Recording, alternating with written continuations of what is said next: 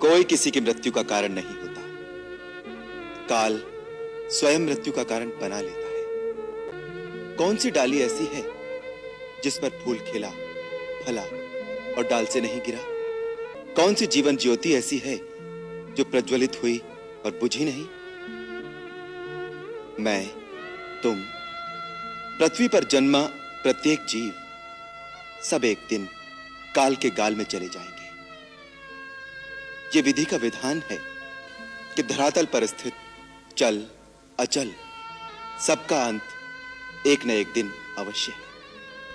ना किसी के मरने का शोक करो, ना किसी के साथ नाता टूटने का दुख मानो।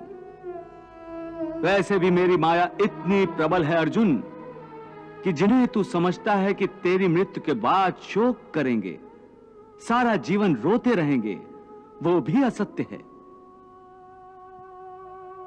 मेरी माया के प्रभाव से थोड़े ही दिनों के बाद उन रोने वालों को तू फिर हंसता खेलता देखेगा। मित्र 4 दिन रोता है, भाई 10 दिन रोता है, पत्नी उससे अधिक रोती है, माता सबसे अधिक समय तक रोती है, परंतु सबके आंसू धीरे धीरे सूख जाते हैं और उन आंखों में फिर से नए नए सपनों की रोशनी चमकने लगती है।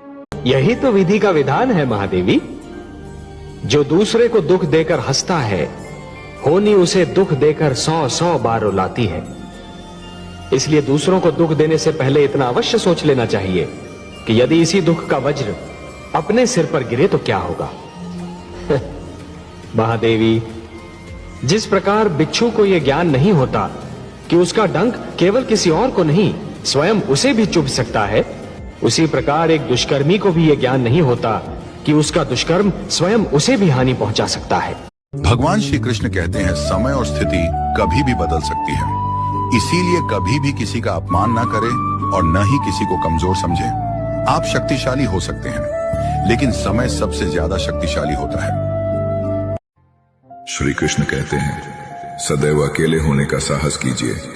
दुनिया ज्ञान देती है, साथ नहीं। जीवन में कुछ भी करो, बस एक बात याद रखना, अगर सत्य का साथ है तो ईश्वर का साथ है। तुम्हारे हिस्से में अगर युद्ध है तो तुम्हारे हिस्से में श्री कृष्णा भी आएंगे।